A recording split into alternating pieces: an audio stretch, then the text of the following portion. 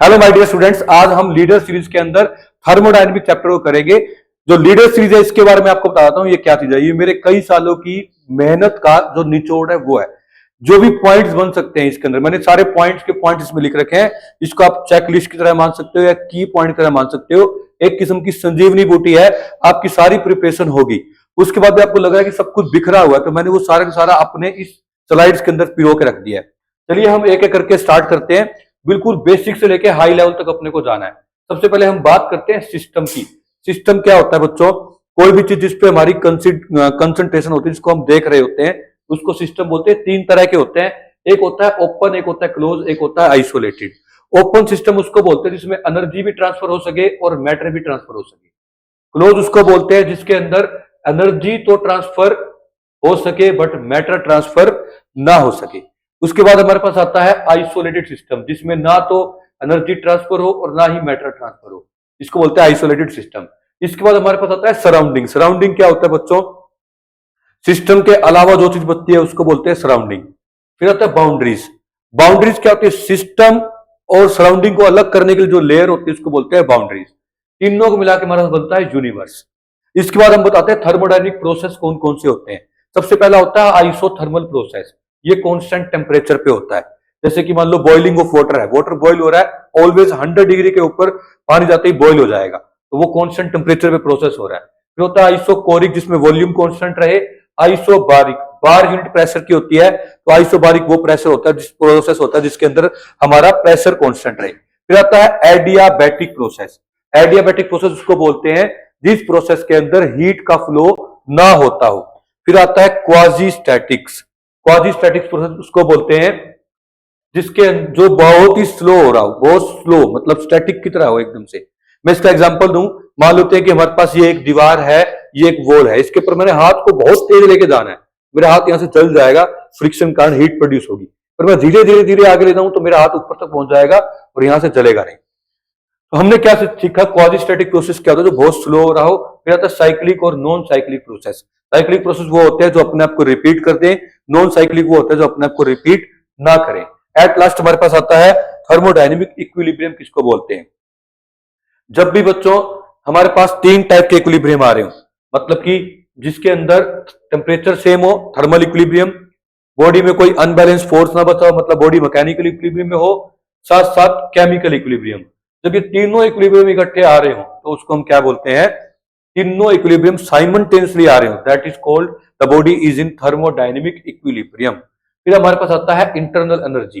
Internal energy क्या होता है बच्चों? देखो, जब भी कोई पार्टिकल को आप गर्म करोगे तो आप देखना, जो आपको जिस बर्तन वैसल में आप गर्म करोगे, पतीले के पास कान लगा के सुनना, उसमें बड़ बड़ बड़ की आवाज आ रही होगी, उसमें टुन टुन टुन की आवाज आ रही होगी, पार्टिकल्स वाइब्रेशन कर रहे होंगे। तो कोई भी बॉडी की जब हम हीट देते हैं ना किसी फ्लूइड को, तो उसमें बहुत सारी एनर्जी आ जाती है, जैसे काइनेटिक, पोटेंशियल, वाइब्रेशनल। ये सारी एनर्जी का जो सम होता है उसको बोलते हैं इंटरनल एनर्जी। इंटरनल एनर्जी से रिलेटेड कुछ बातें हैं वो आपको बता देता हूं, वो ध्यान से सुनेंगे। इंटरनल एनर्जी जो है वो टेम्परेचर पे डिपेंड करती है ओनली। टेम्परेचर इंक्रीज होगा तो इंटरनल एनर्जी इंक्रीज होगी, टेम्परेचर डिक्रीज होगा तो इंटरनल एनर्जी डिक्रीज होगी। नेक्स्ट है, ये एक स्टेट फंक्शन है। ये इनिशियल और फाइनल स्टेट पे डिपेंड करता है, किस रास्ते से टेम्परेचर कम ज्यादा किया है उस पर डिपेंड नहीं करता। फॉर एग्जांपल अगर मैं कह दूं मेरे पास एक बाउल है, इस बाउल के अंदर जो वाटर है पहले उसको गर्म किया, फिर ठंडा किया, फिर 20 डिग्री पे ले आए, और एक टाइम किसी तरह से भी 20 डिग्री पे ले आए, एनर्जी दोनों 20 डिग्री में सेम होगी। ये डिपेंड नहीं करता कि आप किस तरह से उसको लेके आए हो, ये स्टेट फंक्शन है। इसके बाद आइडियल गैस के लिए जो एनर्जी स्टोर होती है, इंटरनल एनर्जी, वो जीरो होती है। ये पॉइंट बहुत ध्यान से सुनो। जब भी हम किसी इंजन का वर्क देखेंगे ना, और उस इंजन के अंदर अगर आइडियल गैस मान लो एज ए वर्किंग सब्सटेंस होगी, तो उस केस में क्या होगा बच्चों? हम कहेंगे जितनी हीट दी है सारी सारी वर्क में कन्वर्ट होगी। ये वहां पे अपने को उस टाइम पे फायदा करता है। नेक्स्ट आता है इंटेंसिव प्रॉपर्टी होती है, कि मतलब कि ये मास पे डिपेंड नहीं करती, इसके कितने टुकड़े कर दो तो ये क्या हो जाएगी, इंटरनल एनर्जी उतनी ही रहेगी। फिर आता है U is equal to F/2RT। किसी भी गैस के पास अगर उसकी डिग्री ऑफ फ्रीडम F हो तो F/2RT एनर्जी आती है। ये KTG चैप्टर में टॉपिक आता है, अभी के लिए आप टेम्परेरी लर्न भी कर सकते हो, अदरवाइज पहले KTG में ये टॉपिक देख के फिर आगे समझने की कोशिश करना। अगर हम ये मेटल, इसी से बाद में फर्दर आता है, अगर हम मेटल 1 मोल के लिए देखेंगे तो हमारे पास मेटल के लिए 3RT। 1 मोलिक्यूल को देखेंगे, जब भी 1 मोलिक्यूल के लिए देखते हैं ना बच्चों, तो अपने को R को डिवाइड करना पड़ता है एवोगैड्रो नंबर से, तो एक मोलिक्यूल का आ जाता है, देखिए 1 मोल का है।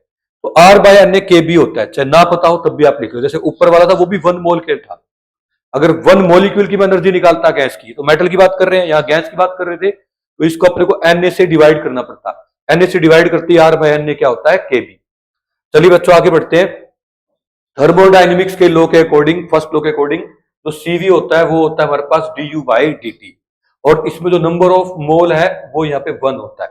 अब आप कहोगे कि सर इसकी थोड़ी डेरिवेशन कराओ, ये कैसे आया, तो मैं आपको बता देता हूं ये किस तरह से प्रकट हुआ। ये हमारा थर्मोडाइनमिक का फर्स्ट लॉ है।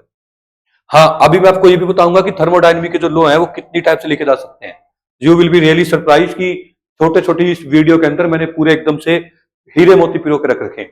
हमारे पास क्या आएगा, यहां पर अगर मैं दोनों तरफ डेल्टा टी के रिस्पेक्ट में डिफ्रेंशिएट कर दूं तो हम देखेंगे यहां पर, और आइसोकोरिक प्रोसेस ले लूं, आइसोकोरिक के लिए वॉल्यूम तो जीरो होगी, चेंज इन वॉल्यूम जीरो होगी, तो यहां पर आ जाएगा delta Q by delta T, और यहां आ जाएगा delta U by delta T. ये होता है हमारे पास सीवी, क्योंकि सीवी का फार्मूला क्या होगा, सीवी होगा delta Q by n delta T. N तो 1 ले रखा है तो ये सीवी बन गया, क्योंकि कांस्टेंट वॉल्यूम के लिए देख रहे थे। तो यहां पर सीवी इज इक्वल टू आ गया delta U by delta T, यही मैंने लिख दिया। अगर बहुत स्मॉल चेंज देख रहे तो इस डेल्टा को डी से भी कर सकते हैं। ये हमारे पास आ गया CV is equal to d U by d T. तो ये फार्मूला आपको याद रखना है। इसके बाद आते हैं हम लॉ ऑफ थर्मोडायनेमिक पे। सबसे पहले जीरोथ लॉ ऑफ थर्मोडायनेमिक की बात करते हैं। ये बहुत इजी लॉ है। ये कहता था कि अगर कोई भी दो सिस्टम है उसके अंदर, अगर मान लेते हैं कि हमारे पास कोई भी दो सिस्टम है, जैसे मान लेते हैं हम कह दें कि एक है ए और दूसरा है बी, ये किसी एक सिस्टम से इक्विलिब्रियम में, थर्मल इक्विलिब्रियम में है, मतलब टेम्परेचर ए का सी के इक्वल है और टेम्परेचर बी का भी सी के इक्वल है। तो इस लॉ के अकॉर्डिंग दोनों का टेम्परेचर आपस में भी क्या होना चाहिए, इक्वल होना चाहिए। तो ये लॉ से हमको क्या क्या मिलता है, अगर क्वेश्चन आ जाए कि which law gives the definition of temperature, तो हम कहेंगे ये लॉ। क्योंकि जब टेम्परेचर इक्वल हो गया था ना, तो जूल्स ने एक्सपेरिमेंट किया था, उसके अकॉर्डिंग हीट का फ्लो नहीं हुआ था। मैं आपको वो भी बता देता हूं। जैसे कि मान के चलो हमारे पास ये एक कंटेनर दे रखा है, इस कंटेनर के अंदर हमारे पास यहाँ पे बीच में एक डायाथर्मिक वॉल है, ए और बी डायरेक्ट कॉन्टेक्ट में नहीं है, बट बीच ये वाली वॉल ये डायाथर्मिक है, डायाथर्मिक, तो ये वाली वॉल है, और जो बीच वाली वॉल है ये एडियाबैटिक है। एडियाबैटिक वॉल जो होती है हीट का फ्लो नहीं कराती, इनका आपस में कोई लिंक नहीं है, बट ये इसके लिंक में भी है और इसके लिंक में भी है। तो इससे हम क्या देखते हैं बच्चों, थोड़े टाइम के बाद जब ए बी के कॉन्टेक्ट में आ गया था और ए सी के कॉन्टेक्ट में आ गया था, तो हमने ये देखा कि टेम्परेचर ऑफ ए और बी भी आपस में क्या हो जाएगा, इक्वल हो जाएगा। और जब टेम्परेचर ऑफ ए और बी इक्वल हो जाएगा तो बीच वाली जो एडियाबैटिक वॉल है इसको जब हम हटा देते हैं, इस एडियाबैटिक वॉल को हटा देते हैं, तो हीट का फ्लो नहीं होता। दैट मीन्स टेम्परेचर की डेफिनेशन यही इसी लॉ ने दी थी कि हीट का फ्लो इसलिए नहीं हो रहा क्योंकि टेम्परेचर इक्वल है। दैट मीन्स टेम्परेचर के डिफरेंस की वजह से ही क्या करती है, हीट फ्लो करती है। तो यहां से टेम्परेचर की डेफिनेशन आई थी कि टेम्परेचर वो एक क्वांटिटी है जो डिसाइड करेगा कि हीट फ्लो करेगी या नहीं करेगी। इसके बाद आता है क्वेश्चन में पूछ रहे कि इस पे कौन सी डिवाइस बेस्ड है, इस प्रिंसिपल पे, तो हम कहेंगे थर्मोमीटर। क्योंकि थर्मोमीटर कैसे काम करता है बच्चों, वो अपने को टेम्परेचर का डिफरेंस बताता है। एक बॉडी गर्म और दूसरी ठंडी हो तो ही क्या होता है, जो उसमें मरकरी जो पारा होता है वो ऊपर जाता है। मान के चलो कि टेम्परेचर का डिफरेंस नहीं होगा तो अंदर वाला थर्मोमीटर कोई काम ही नहीं कर पाएगा। तो अगर कोई पूछ रहे जीरोथ लॉ के ऊपर कौन सा डिवाइस बेस्ड है, तो हमने क्या बतानी है, जीरोथ लॉ के ऊपर थर्मोमीटर बेस्ड है। अब आता है जीरोथ लॉ खुद किसके ऊपर बेस्ड है। जीरोथ लॉ खुद बेस्ड है प्रिंसिपल ऑफ कैलोरीमेट्री पे। अब कई बच्चों को कैलोरीमेट्री प्रिंसिपल नहीं पता होगा, उनको बता रहा हूं। कैलोरीमेट्री का प्रिंसिपल कहता है जितनी हीट रिलीज होती है उतनी ही गेन हो सकती है, मतलब हीट बीच में कहीं नहीं जाती। तो फर्स्ट जीरोथ लॉ खुद किस पे बेस्ड है, प्रिंसिपल ऑफ कैलोरीमेट्री पे। नेक्स्ट हम बढ़ते हैं, इस लॉ की लिमिटेशन क्या थी, इसने डायरेक्शन ऑफ हीट फ्लो नहीं बताया था, और अमाउंट कितना हीट फ्लो होगा ये नहीं बताया था, और कितना अमाउंट वर्क में कन्वर्ट होगा हीट का ये नहीं बताया था। और एक तो direction of heat, amount of heat कितना कन्वर्ट होता है वो नहीं बताया था। अब आता है फर्स्ट लॉ ऑफ थर्मोडायनेमिक पे। तो फर्स्ट लॉ ऑफ थर्मोडायनेमिक ने सबसे पहली बात, अच्छी बात यह है कि इसने भी कुछ एक बात बताई थी, वो बताई थी introduction of internal energy. Internal energy का जो इंट्रोडक्शन दिया था वो अपने को दिया गया था फर्स्ट लॉ के द्वारा। फर्स्ट लॉ ने कहा था जितनी भी हीट सप्लाई करते हैं ये दो पार्ट्स में कन्वर्ट होती है, एक तो इंटरनल एनर्जी में और दूसरा वर्क में। ये वर्क होता है। क्योंकि जो बच्चे थ्योरी लेक्चर करके आए हैं वो इसको कर रहे हैं, तो इसलिए मैं डिटेल में, बहुत ज्यादा डिटेल में नहीं जा रहा, टाइम सेव करके पॉइंट का चेकआउट कर रहा हूं। अब बच्चों इसमें देखो क्या है, चेंज इन वॉल्यूम है, क्या प्रेशर का चेंज है, तो हम कहेंगे नहीं, ये आइसोबारिक के लिए पढ़ते हो तुम, जो ये फर्स्ट लॉ ऑफ थर्मोडायनामिक्स पढ़ते हो। अगर मान लो आइसोकोरिक होता, आइसोकोरिक होने की वजह से ये क्या हो जाता, चेंज इन वॉल्यूम जीरो हो जाता, मतलब पिस्टन ऊपर ही न जाता तो वर्क ही ना हो पाता। तो हमारे पास आ गया delta Q is equal to delta U plus zero. इसको होता है आइसोथर्मल प्रोसेस, क्योंकि जो ये फंक्शन होता है ना इंटरनल एनर्जी, वो ओनली किसका फंक्शन होता है, टेम्परेचर का। अगर टेम्परेचर ही कांस्टेंट है तो इसमें चेंज हो ही नहीं सकता, तो उस टाइम पे डेल्टा क्यू सिर्फ इसके इक्वल रह जाएगा। तो ये आइसोथर्मल के लिए आप समझ सकते हो, ये सारे फर्स्ट लॉ ऑफ थर्मोडायनामिक है जो कि अलग अलग प्रोसेस के लिए हैं। इसके बाद हम बात करते हैं एडियाबैटिक प्रोसेस की। तो बच्चों इसको हल्के में बिल्कुल भी नहीं लेना, एडियाबैटिक प्रोसेस, ये सारे प्रोसेस आपको अच्छी तरह पता होना चाहिए। इसके बाद हम करेंगे थर्मोडायनामिक के सॉरी मेल्टिंग के लिए क्या करना होता है अपने को, इसके बाद हम करेंगे बॉइलिंग के लिए ये थर्मोडायनामिक का लॉ क्या होता है, सब अपने को करने वाले हैं। एडियाबैटिक प्रोसेस में हीट का फ्लो नहीं है तो इसको जीरो रख देते हैं, ये चीज जरा के माइनस का बन जाएगी, तो डेल्टा यू क्या बन जाएगा, माइनस का पी डेल्टा वी। मतलब जितना वर्क होगा उतना इंटरनल एनर्जी कम होती जाएगी, मतलब अपनी एनर्जी को यूज किया जाएगा, तभी नेगेटिव साइन आया। ये हमारे पास फर्स्ट वाली जो सीट है वो होगी। नेक्स्ट बढ़ रहे बच्चों, बारी बारी आपको मैं एक सजेशन दे रहा हूं, इनको बिल्कुल भी हल्के में लाइट नहीं लेना, इनको लाइट चली जाए तो भी मोबाइल की टॉर्च चला के इसको पढ़ना है, इतना इंपॉर्टेंट है। वो कह रहे हैं first law of thermodynamic for melting. Melting के लिए अगर हम देखते हैं बच्चों, मेल्टिंग के लिए क्या होता है, during melting change in volume zero होता है।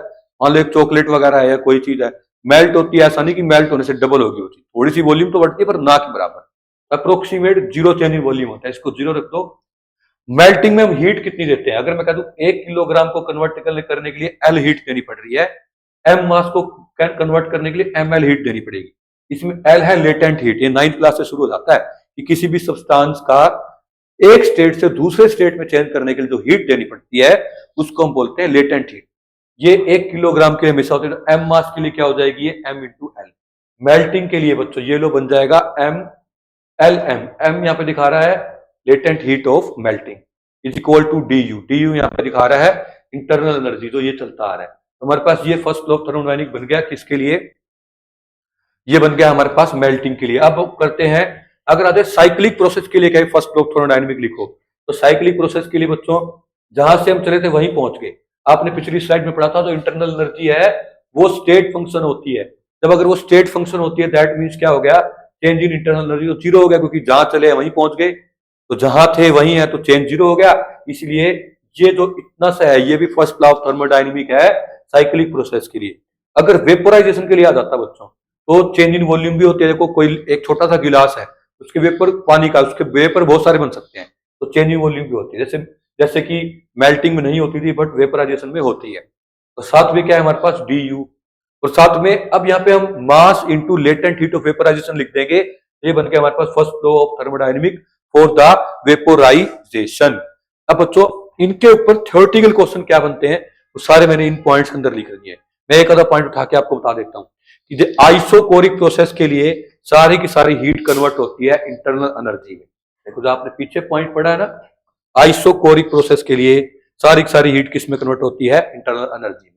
तो इस टाइप से ये सारे पॉइंट्स जो है बच्चों, एक एक पॉइंट आपको लिख लेना है, दो दो तीन तीन बार लिख के देखना है, इसके अंदर बिल्कुल भी आलस नहीं करना, एक बार नहीं दो दो तीन तीन बार लिखने के बाद आपको ये टॉपिक की सीरियसनेस पता चलेगी। मैं नेक्स्ट आगे बढ़ रहा हूं, ये आप पढ़ लेना, मैं टाइम सेव करके थोड़ा सा आगे बढ़ जाता हूं। बच्चों आज है वर्क डन, तो हमेशा समझ लो जो वर्क डन होता है वो पीवी ग्राफ का एरिया होता है। अभी इसके बारे में और भी बातें करेंगे। मैं पूछूं किस में वर्क डन, किस में इंक्रीज हो रहा है, किस में डिक्रीज हो रहा है, किस में कांस्टेंट है। तो आप देखो जैसे जैसे आगे बढ़ रहे हैं बच्चों के मन में क्या आता है क्वेश्चन के अंदर, ये आंसर आता है ये वाला कि जो वर्क डन है वो किसके अंदर इंक्रीज हो रहा है, इस वाले में, इसमें सेम है, इसमें कम हो रहा है। बच्चों इसमें एरिया तीनों में ही बढ़ रहा है। आप देखो जैसे जैसे आगे जाओगे, अभी हमारे पास इतना एरिया था इस कर्व में, और आगे जाओगे इतना एरिया आ गया, और आगे जाओगे तो एरिया तो बढ़ रहा है। इसमें एरिया की रेट भी बढ़ रही है साथ साथ, जैसे एरिया 2 से 3 हुआ, अब 3 से 10 हो रहा है, 10 से 20 हो रहा है। इसमें एरिया पहले भी 1 बढ़ रहा था, थोड़ी और वॉल्यूम के बाद देखा तो भी यही, तो इसके अंदर जो एरिया वो कांस्टेंट रेट से बढ़ रहा है। आप समझ रहे हो, ये देखो ये एरिया, ये ग्राफ का एरिया फिर बढ़ गया आगे, अब इसमें भी एरिया बढ़ रहा है। जैसे मान लो किसी पास इतने पैसे थे, अब इतने और आगे, पर आने की रेट कम होती जा रही है। कोई पूछ ले कि किसके अंदर वर्क डन जो है, इस तीनों के अंदर क्या हो रहा है, इसमें भी इंक्रीज हो रहा है, किसी में भी कांस्टेंट नहीं है। अब ये क्वेश्चन था किसमें इंक्रीज, किसमें डिक्रीज, किसमें कांस्टेंट है, तो ये तो किसी के लिए नहीं है, तीनों के लिए फर्स्ट मतलब ए चॉइस है, ए चॉइस है, इसके लिए भी ए चॉइस है। नेक्स्ट क्वेश्चन है कि वर्क डन की रेट किसमें कांस्टेंट है, किसमें इंक्रीज हो रही है, किसमें डिक्रीज हो रही है। इसमें वर्क डन की रेट इंक्रीज हो रही है, इसमें वर्क डन की रेट जो है वो कांस्टेंट है, और इसमें वर्क डन की रेट जो है वो क्या हो रही है, डिक्रीज हो रही है। नेक्स्ट बढ़ते हैं हम आगे बढ़ते हैं बच्चों। नेक्स्ट हमारे पास आता है ये मैंने आपको पहले ऑलरेडी वैसे बता दिया है, थोड़ी सी कुछ बातें मैं आपको और अच्छे से बता देता हूं। सबसे पहले तो आप ये समझ लो स्पेसिफिक हीट दो तरह की होती है। एक तो होती है ग्राम स्पेसिफिक हीट, इसको हम बोलते हैं heat upon mass into delta T. दूसरी हमारे पास होती है मोलर स्पेसिफिक हीट, इसको बोलते हैं heat upon number of mole into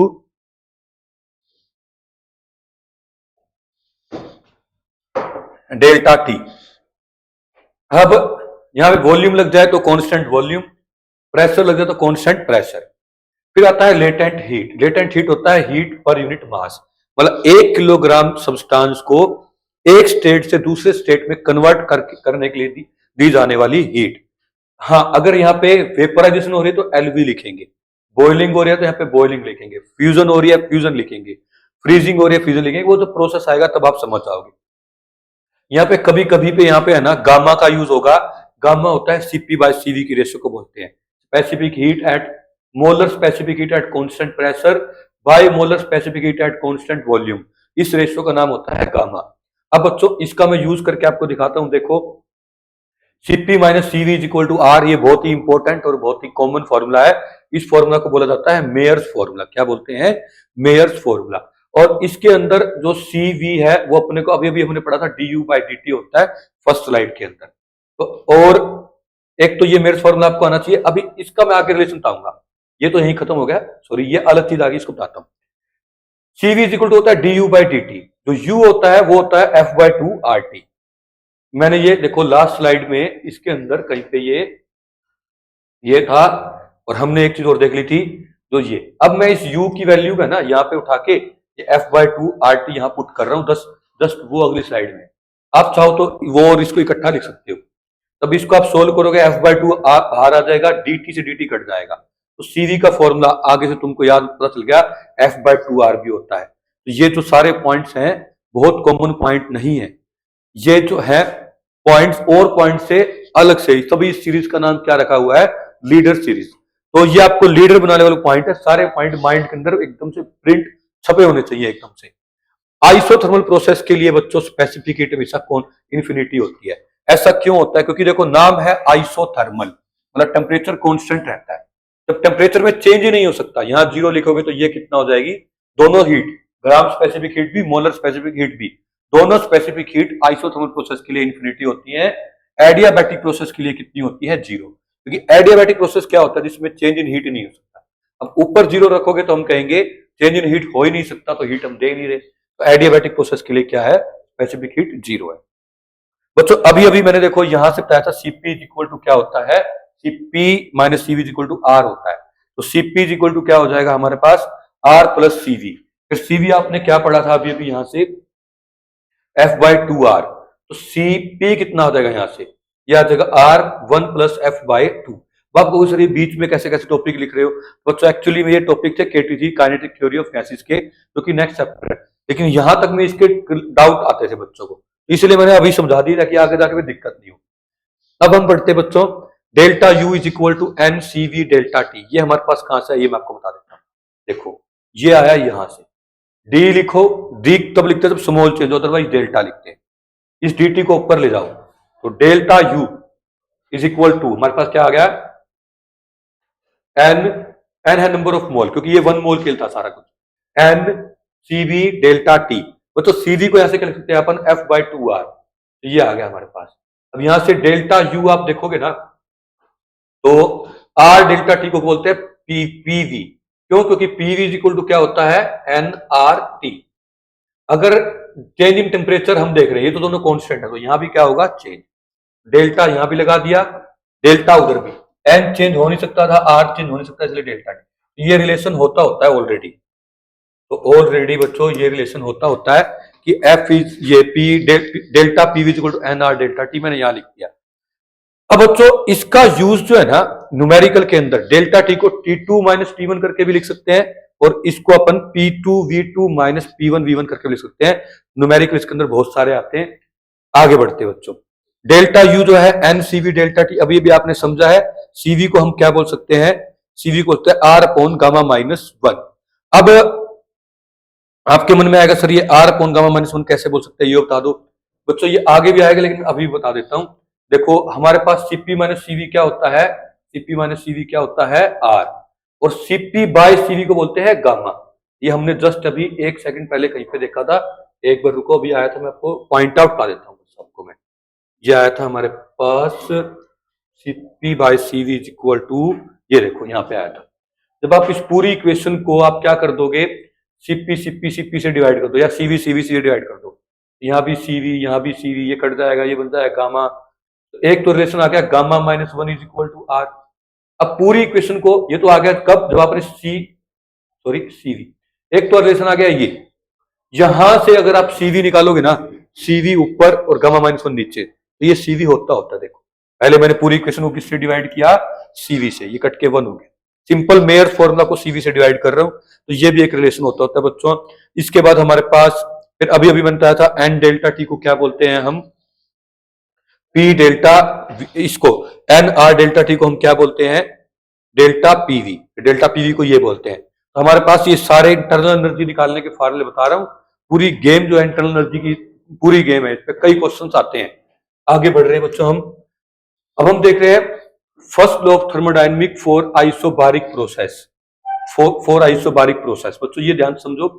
अब देखो हमारे को ये पता चल गया कि dQ is equal to DU plus PdV होता है, मतलब heat absorb is equal to internal energy plus में वर्क डन। जब हम यहां देखेंगे तो इसको हम बोल सकते हैं dQ को NCP dt। ये कहां से आया, क्योंकि देखो CP क्या होगा, dQ कितनी हीट चेंज हुई upon number of mole, delta T कह लो या dt कह लो, ये ऊपर चला गया, तो हमारे पास dQ कितना आ जाएगा, ये आ जाएगा।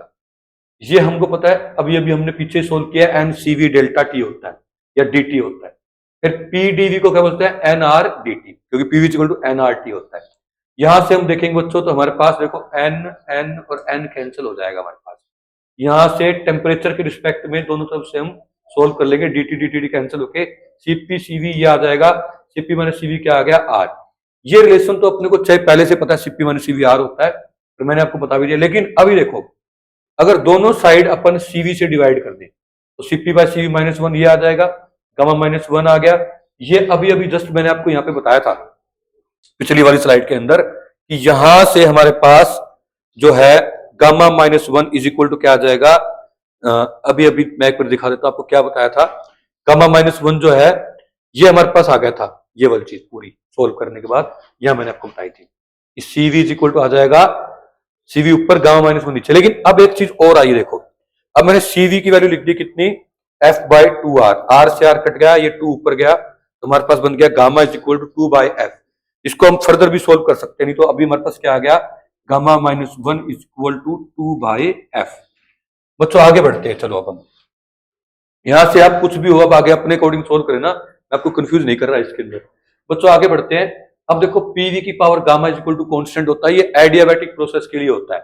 P को अगर अपन NRT/V पुट कर दे इसके अंदर, तो हमारे पास ये चीज बन जाएगी, ये आ गया कॉन्स्टेंट। तो जो PV की power gamma is equal to constant है ना, वो रिलेशन ये भी इसको लीड करता है, मतलब ये भी वही सेम बातें हैं। ये क्वेश्चन में आ जाए ना, एडियाबैटिक प्रोसेस के लिए PV की पावर गामा कॉन्स्टेंट होता है, और आप कहो सर ये तो हमने देखा नहीं हुआ, तो ये एडियाबैटिक प्रोसेस के लिए टेम्परेचर वॉल्यूम का रिलेशन है, और ये क्या था, एडियाबैटिक प्रोसेस के लिए प्रेशर वॉल्यूम का रिलेशन था।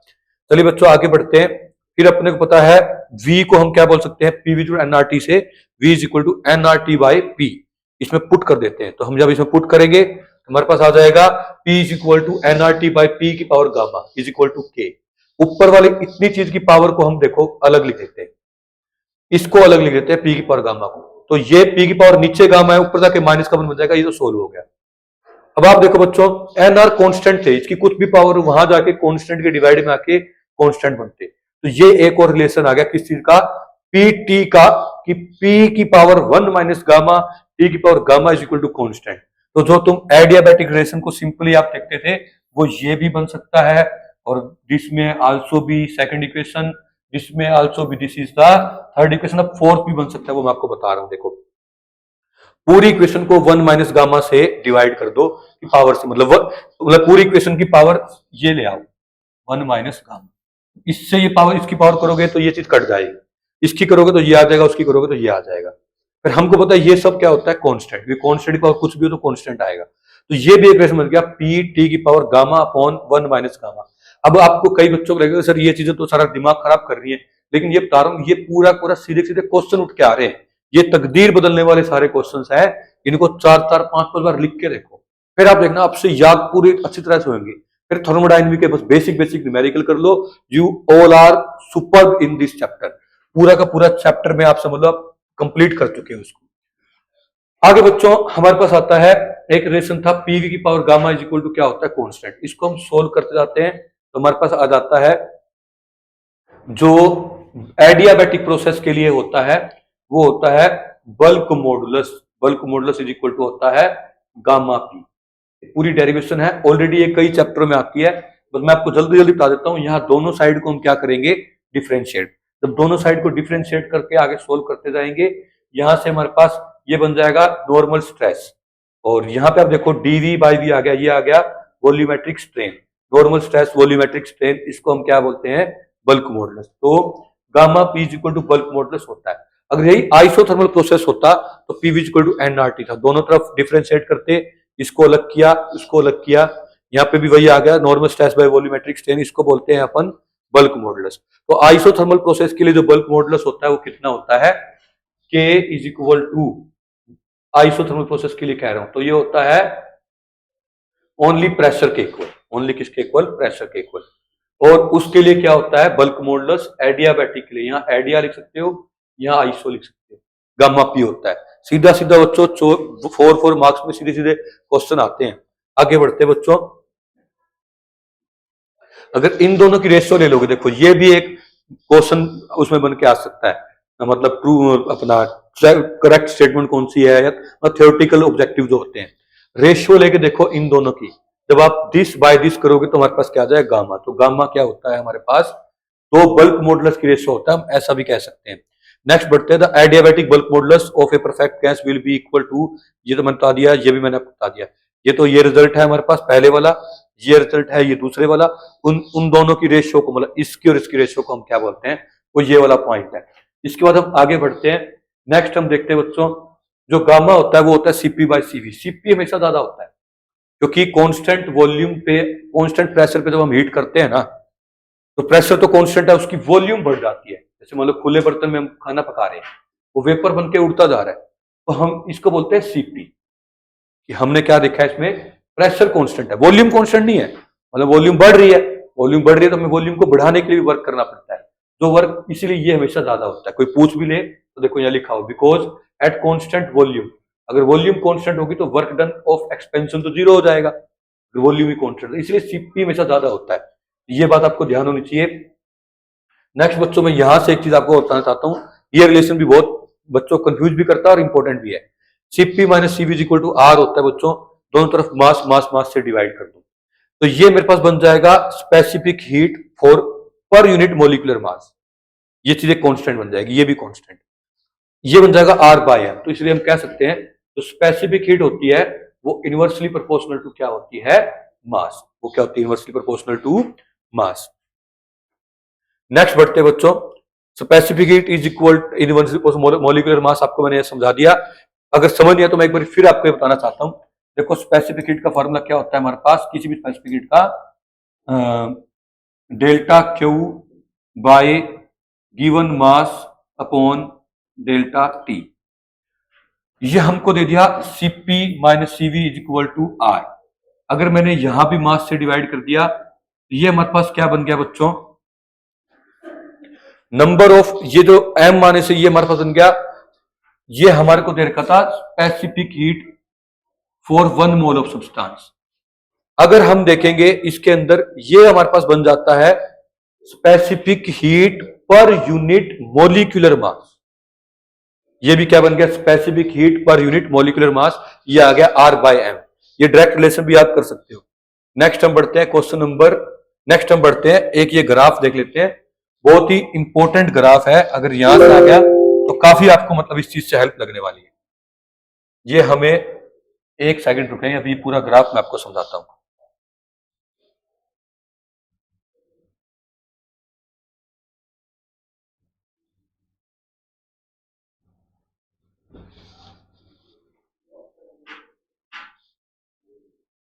देखो बच्चों, ये ग्राफ दे रखा है, इससे कई क्वेश्चन सोल्व होंगे, आप अभी समझ लीजिए। पहले ये हमारे पास कोई एक प्रेशर था, यहाँ पे कोई प्रेशर था शुरू में, धीरे धीरे वॉल्यूम बढ़ रही है, वॉल्यूम बढ़ रही है मतलब वर्क हो रहा है, पर इसमें देखो प्रेशर चेंज नहीं हो रहा, तो ये ग्राफ दिखा रहा है आइसोबारिक।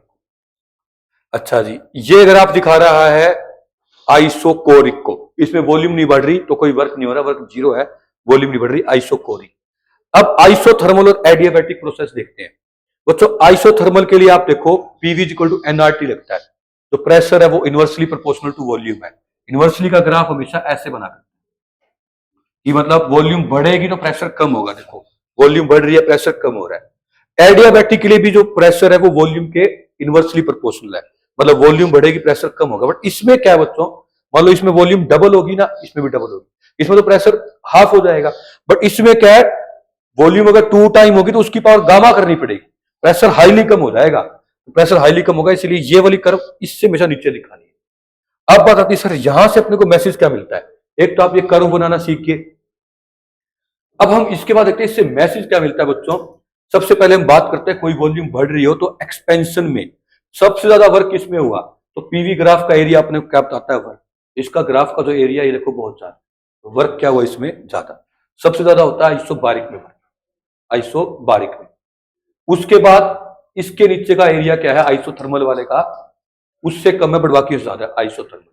सबसे कम एरिया एडियाबैटिक का है, एडियाबैटिक, और इसमें तो वर्क होता नहीं, आइसोकोरिक में जीरो होता है, सबसे पीछे आइसोकोरिक जीरो होता है। बच्चों अगर मैं कहता अब की बारी जो वॉल्यूम है वो एक्सपेंड हो रही थी, अब हमें कंप्रेस करना है, कंप्रेस करना है, तो इसका मतलब क्या हो गया, हमारी वॉल्यूम उस साइड जाएगी, वॉल्यूम उस साइड जाएगी, कम होगी तो किसी चीज की वॉल्यूम कम करो प्रेशर बढ़ता है, तो प्रेशर ऊपर तरफ जाएगा, मतलब ग्राफ इस तरह बनेगा कि वॉल्यूम कम हो रही है प्रेशर बढ़ रहा है। तो कंप्रेशन में क्या होता है, ये देखो ये ग्राफ मैंने छोटा सा कंप्रेशन के बना दिया, यहां पे मान लो थे वॉल्यूम भले ही कम हो रही है, प्रेशर ना तो घट रहा है ना बढ़ रहा है, तो आइसोबारिक है। वॉल्यूम कम हो रही है प्रेशर बढ़ रहा है तो ये आइसोथर्मल एडियाबैटिक है। अब ये ग्राफ बिल्कुल इसका उल्टा हो जाएंगे जो ये था, क्योंकि देखो इसमें इनवर्स का रिलेशन था, वॉल्यूम घटेगी तो प्रेशर क्या होगा, बढ़ेगा। अब बढ़ेगा तो हाईली बढ़ेगा, किस केस में, एडियाबैटिक में। अब ये ग्राफ इससे ऊपर आया, तो कंप्रेशन में हमेशा ध्यान रखना एडियाबैटिक वाला ऊपर आएगा, और इसमें एक्सपेंशन में एडियाबैटिक वाले ग्राफ की स्लोप होगी वो ऐसे इससे नीचे आएगी। अच्छा वैसे मैं बात करूं स्लोप किसकी ज्यादा है किसकी कम है, तो बच्चों इसकी स्लोप है जीरो, इसकी स्लोप है इससे ज्यादा, स्लोप जो है वो आइसोथर्मल की कम है और एडियाबैटिक की ज्यादा है। मैं तुम्हें एक गुरु मंत्र दे रहा हूं, कभी भी स्लोप देखनी हो ना तो यूं समझ लो एक स्लाइडिंग वाला झूला है, उस झूले पे तुम बैठ जाओ, जितना जल्दी नीचे आओगे स्लोप ज्यादा है।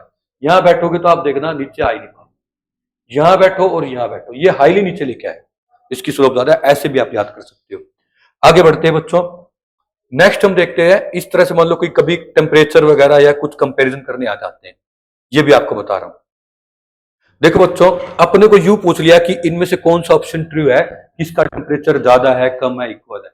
और बच्चों आप ये देखो अपने को पीवी का ग्राफ दे रखा है और ये पीवी ऐसा दे रखा है, P is inversely proportional to V, या तो वो कह देगा आइसोथर्मल है, या अपने को समझ आ गया ये इनवर्स का ग्राफ है।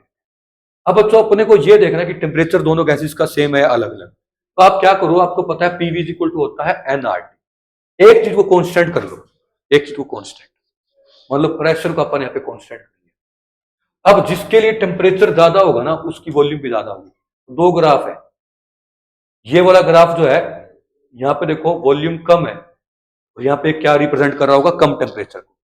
इस पॉइंट के लिए देखो वॉल्यूम बढ़ गई तो ये पॉइंट किसको रिप्रेजेंट कर रहा होगा, ज्यादा टेम्परेचर को। तो हम कह देंगे टेम्परेचर 1 कम है और 2 ज्यादा है। जरूरी नहीं इसको अपन इसको ही कांस्टेंट करना था, वॉल्यूम को भी कांस्टेंट कर सकते थे, तो आपको ये लाइन ऐसे लेनी पड़ती। अब जिसका प्रेशर ज्यादा होता उसका टेम्परेचर ज्यादा होता, तो इसके लिए प्रेशर कम था, ये वॉल्यूम तो सेम है इस लाइन पे, जिसका प्रेशर कम उसका टेम्परेचर कम, तो भी यही आंसर आता। नेक्स्ट हम बढ़ते हैं बच्चों, हीट इंजन के ऊपर। अब हम हीट इंजन, कार्नोट इंजन ये सब करने वाले हैं।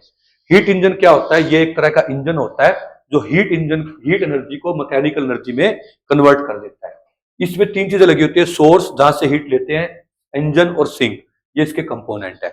इसमें आपसे ज्यादा क्वेश्चन किस पे आ सकता है? एफिशिएंसी पे, जो कि आउटपुट बाय इनपुट होती है।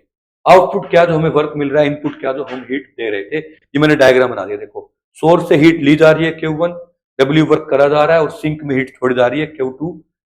सिंक हमेशा स्मॉल टेम्परेचर पे होता है T1 पे, सोर्स हमेशा हाई टेम्परेचर पे होता है T1 पे। तो यहां से हम देखेंगे वर्क होगा क्या, कितनी हीट दी माइनस कितनी वेस्ट की। तो ये वाली चीज मैंने यहाँ पुट करनी वर्क। अब ये Q1 डिवाइड होकर ये कट के आ जाएगा, इधर दोनों को अलग अलग डिवाइड कर दिया, 1 माइनस Q2 बाय Q1। अब हम बात करते हैं कार्नोट इंजन की। बच्चों कार्नोट इंजन जो है, ये इंजन कभी बना नहीं, फिर भी अपने को पढ़ना पड़ रहा है, मतलब ये थ्योरेटिकल इंजन है। ये बना नहीं, कॉपी पेन पे बना था, इसलिए इसको आइडियल इंजन मानते हैं, इसकी एफिशिएंसी मैक्सिमम होती है। आप लोगों से बना नहीं तो पढ़ क्यों रहे हैं, तो हम कहेंगे ताकि हम रियल इंजन को कंपेयर कर सके। तो कार्नोट इंजन क्या होता है बच्चों? कार्नोट इंजन होता है, ये एक थ्योरेटिकल आइडियल इंजन है जिसकी एफिशिएंसी मैक्सिमम है। ये कंपेयर कर सकता है प्रैक्टिकल इंजन को। क्या है इसका यूज है? To compare practical engine. इसमें भी हमारे पास सोर्स, सिंक, इंसुलेटिंग स्टैंड, और ये एक सिलेंडर होता था जिसके नीचे वाली वॉल डायाथर्मिक है, उसकी साइड वाली वॉल क्या है? इंसुलेटिंग वॉल है। ये चार प्रोसेस में वर्क को करता था। पहले प्रोसेस में गैस ऊपर जाएगी। ये मैं एग्जांपल से बताता था कि अगर बच्चा मान लो घर से पहले नाना नानी के घर जा रहा है, तो वहां से चौड़ा होके आता है एकदम से, मतलब शेर बन के आता है। उसके बाद फिर वो जाता है, घर आता है तो अभी भी शरारतें कर रहा है। फिर वो स्कूल जाता है, वहां शरारत कर देता है, उसको पिटाई होती है, वो सुधर जाता है, घर आके भी सुधरा सुधरा रहता है। तो फर्स्ट पॉइंट में एक्सपेंशन होती है, सेकंड में थोड़ी सी, यहां से जब यहां लाए, फर्स्ट स्टेप था, वापिस लाए, अब हीट का आदान प्रदान तो नहीं हो रहा।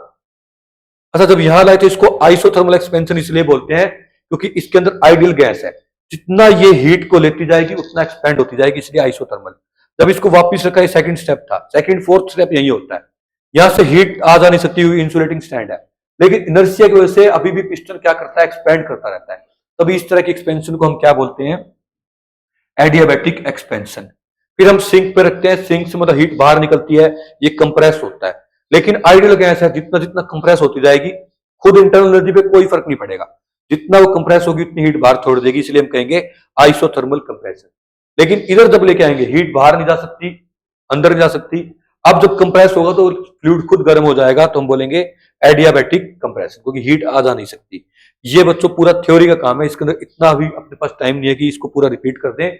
बस मैंने इन सारे स्टेप्स को मैंने इसके अंदर बता दिया। ये हमारे पास क्या है? कार्नोट साइकिल है। एफिशिएंसी का फॉर्मूला होता है 1 माइनस T2 बाय T1। बस यहां पे ध्यान रखना है, ये T2 बाय T1 लिख देना है, ये आ जाएगा हमारे पास कार्नोट इंजन और कार्नोट साइकिल। अब बच्चों हमारे पास क्या होता है? जैसा कि हमने देखा था, हीट कैपेसिटी और स्पेसिफिक हीट, ये पढ़ी थी अपन।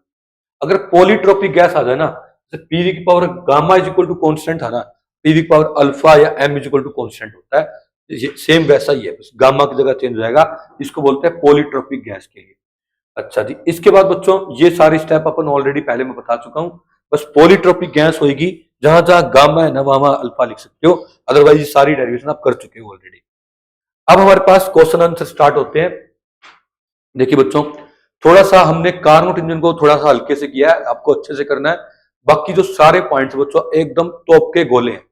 एक बार लिख के 2-3 बार इसको लिख के देखो, 10, 15, 20 बार पढ़ो, इसके टेस्ट दो, फिर थर्मोडायनेमिक के न्यूमेरिकल करने के लिए बैठ दो। श्योर थर्मोडायनेमिक आपके कंट्रोल में रहेगा। आज के लिए हम इतना ही करेंगे। जो नेक्स्ट टॉपिक हम करेंगे उसके अंदर भी इस तरह से ही लीडर सीरीज के क्वेश्चन में करता जाऊंगा, तो आपके लिए सच में बहुत ज्यादा यूजफुल है।